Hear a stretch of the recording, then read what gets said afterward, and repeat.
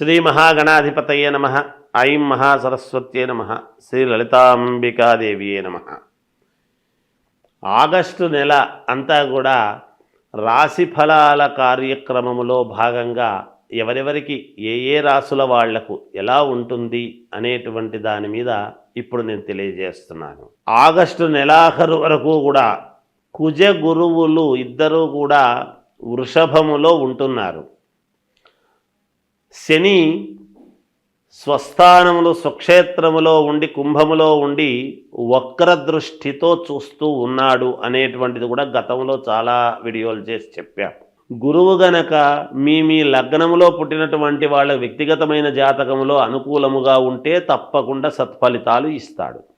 కొంచెం ఏదైనా కుజగురువులు ఇద్దరూ కూడా ఏదైనా ఉండకూడని స్థానాల్లో మీ లగ్నాన్ని బట్టి ఉన్నారు అంటే కొన్ని ఇబ్బందులు జరుగుతాయి. అందుకని ఎవరికి మేలు ఎవరికి మేలు కాదు అనేటువంటి విషయాన్నే ఇప్పుడు నేను తెలియజేస్తున్నాను. కుజుడు అనేటువంటి గ్రహము గురువు అనేటువంటి గ్రహాలు రెండూ కూడా వృషభములో ఉండేటువంటి దాని వలన ఎవరికి ఏ రాశి వాళ్లకు ఎటువంటి ఫలితాలు ఉండబోతున్నాయి అనేటువంటిది ఇప్పుడు నేను తెలియజేస్తున్నాను. అయితే మీ వ్యక్తిగతమైనటువంటి జాతకాలను పరిశీలన చేసుకుని ఒకవేళ ఏదైనా మీ జాతకములో లోపము ఉంటే దాన్ని సరిదిద్దుకోగలరు అనేటువంటిది తెలియజేస్తున్నాను. ఎందుకు?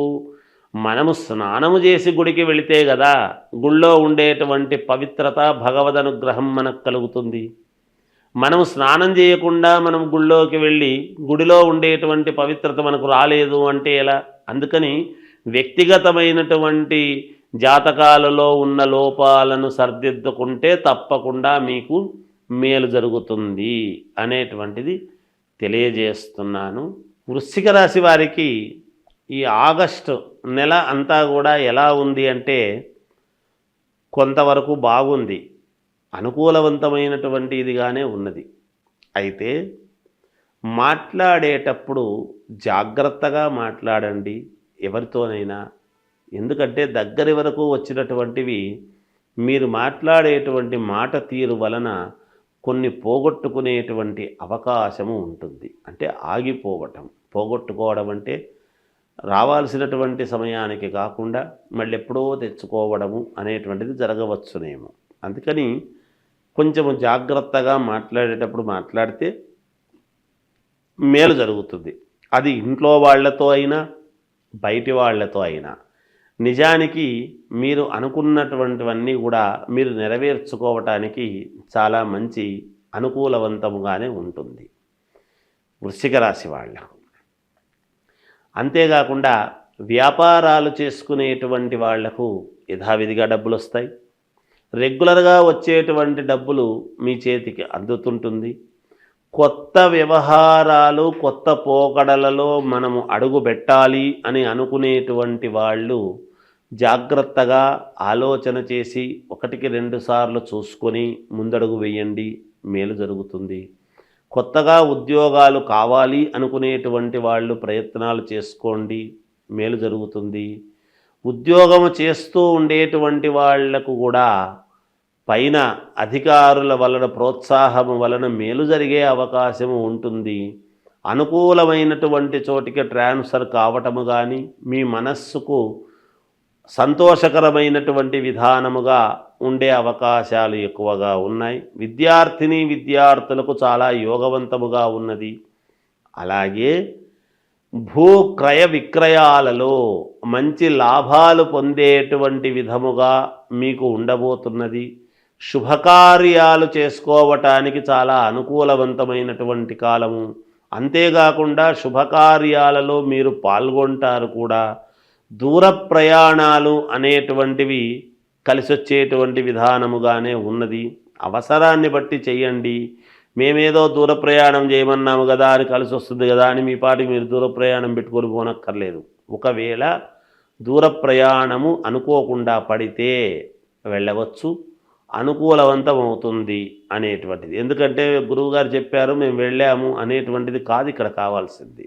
మీకు ఒకవేళ పడితే ఎవరైనా పిలుపు వస్తే వెళ్ళటం అనేటువంటిది పద్ధతి. అన్ని రంగాలలో ఉండేటువంటి వాళ్లకు కూడా అంటే ఏ రంగములో ఉండినా వివిధ రంగాలలో ఉంటారు. మామూలుగా వ్యాపారం చేసుకునేటువంటి వాళ్ళు, బంగారు షాపులు కానీ, వస్త్ర దుకాణాల వాళ్ళు కానీ, కిరాణా షాపుల వాళ్ళు కానీ, ఇలా ఒకటేమిటి, చిన్న వ్యాపారము దగ్గర నుండి పెద్ద పెద్ద వ్యాపారాలు చేసుకునేటువంటి వాళ్ళ వరకు కూడా వృశ్చిక రాశి వాళ్లకు చాలా వరకు అనుకూలవంతమైనటువంటి ఫలితాలుగానే ఉన్నాయిగాక. అయితే మాట తీరు మంచిదై ఉండాలి.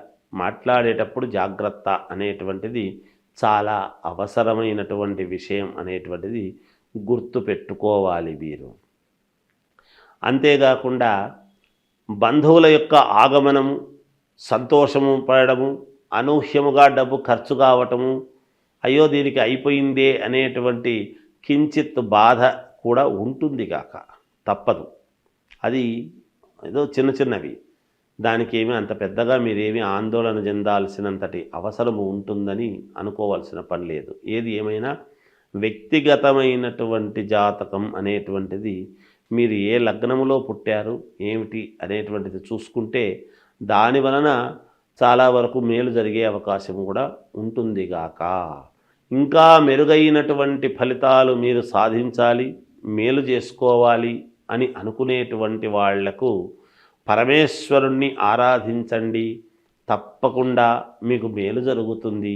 మీ ఇంటి దేవుణ్ణి మీరు ఆరాధించుకోండి, మీకు చాలా వరకు యోగంగా ఉంటుంది అని తెలియజేస్తూ, శ్రావణ మాసము వచ్చింది అంటే అందరికీ గుర్తొచ్చేది ఏమిటి అంటే వరలక్ష్మీ వ్రతం.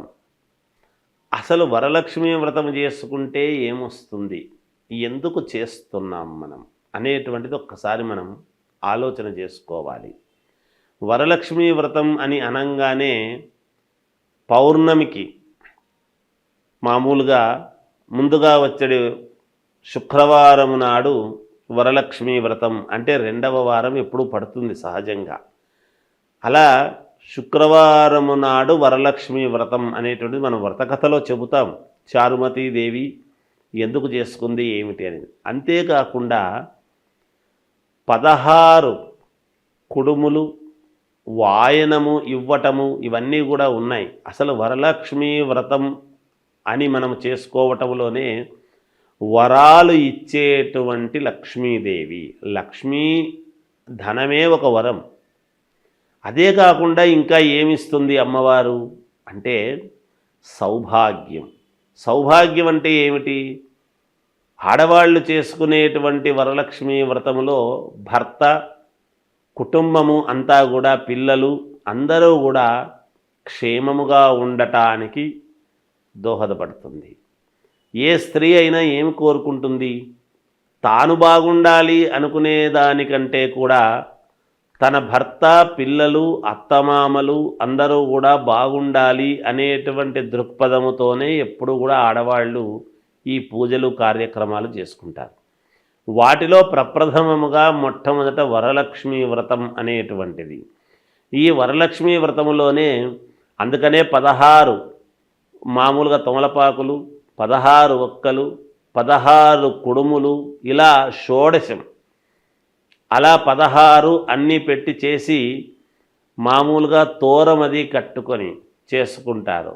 ఆ తోరం కట్టుకోవడం కూడా దాన్ని ఏమిటంటే ఒకటి అమ్మవారుకు, ఒకటి ఈమె. తర్వాత ఈ వరలక్ష్మీ వ్రతము చేసుకున్న తర్వాత ఒక 5 మందికి కానీ, 9 మందికి కానీ, 11 మందికి కానీ ఎవరి శక్త్యానుసారం వాళ్ళు ముత్తైదువులకు మామూలుగా తాంబూలం ఇవ్వటము అనేటువంటిది ఆనవాయితీ. ఎందుకు అంటే సౌభాగ్యము అనేటువంటిది పుణ్యస్త్రీలు అంటే అమ్మవారు ఎవరి రూపములోనైనా మన ఇంటికి మనము చేసుకున్నటువంటి పూజా విధానానికి సంతోషించి ఎవరి రూపములోనైనా మన ఇంటికి రావచ్చును. సాక్షాత్తు లక్ష్మీదేవి, వరలక్ష్మీదేవి. అందుకని ఎవరి రూపములో వస్తుందో తెలియదు.